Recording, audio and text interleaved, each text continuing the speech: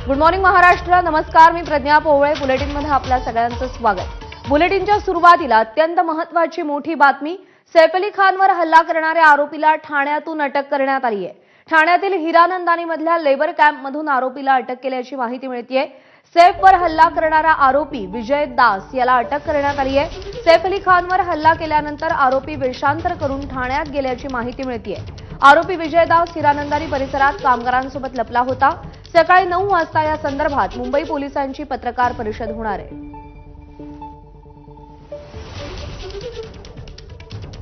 अमेय राणे आपले प्रतिनिधी सध्या आपल्या सोबत आहेत. अमेय, ठाण्यामध्ये आरोपीला अटक केल्याचं कळतंय.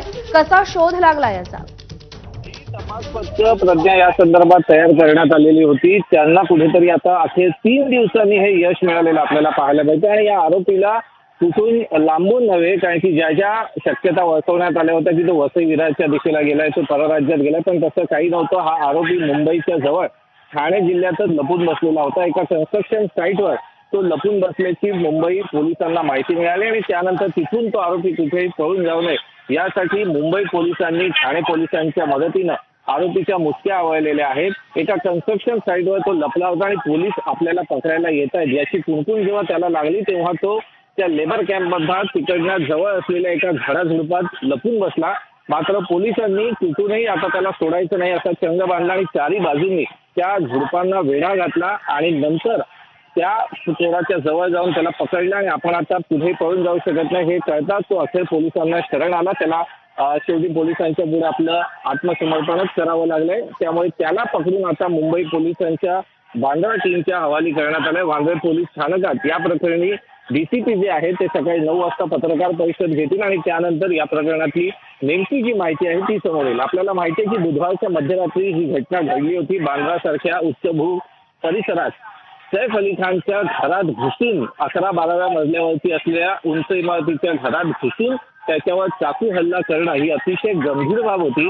आणि गेल्या काही महिन्यात वांद्रे परिसरात विशेष करून ज्या एकापाठोपाठ एक घटना घडल्या होत्या त्यामुळे आधीच मुंबई पोलिसांची कुठेतरी नाचक्की होत होती आणि त्यात हा घरात घुसून केलेला हल्ला म्हणजे पोलीस यंत्रणेला एक प्रकारे हे आव्हानात्मक होतं. आणि 3 दिवस याच्यात कुठलंही यश न मिळाल्यानं पोलीसही मोठ्या तणावाखाली होते. परंतु आता या चोराच्या मुसक्या आवळलेल्या आहेत आणि जी प्राथमिक माहिती मिळाली आहे या व्यक्तीचा अन्य कुठलाही हेतू नव्हता. केवळ आणि केवळ चोरीच्या उद्देशानं तो सैफ अली खान यांच्या घरात घुसल्याची माहिती आहे. बाकी सर्व ज्या डिटेल्स आहेत त्या पोलीस आपल्या पत्रकार परिषदेत जाहीर करतील.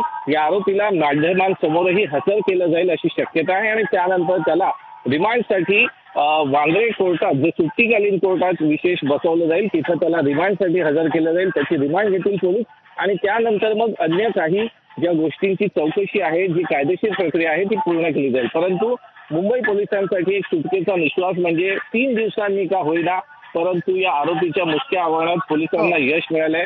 या घटनेनंतर त्यानं वेषांतर केलं होतं. वेषांतर करून तो वांद्रे स्टेशन परिसरात आढळला. त्याच्यानंतर तो दादर परिसरात गेला. दादर परिसरातनं त्यानं एक हँडसेट विकत घेतला आणि त्यानंतर तो कुठे गेला याचा शोध अखेर पोलिसांना लागलाय आणि मुंबईच्या जवळच असलेल्या ठाण्यातला या आरोपीच्या अखेर मुसक्या आवळण्यात पोलिसांना यश आलंय. प्रज्ञा. अमेय, धन्यवाद दिलेल्या सगळ्या सविस्तर माहितीसाठी.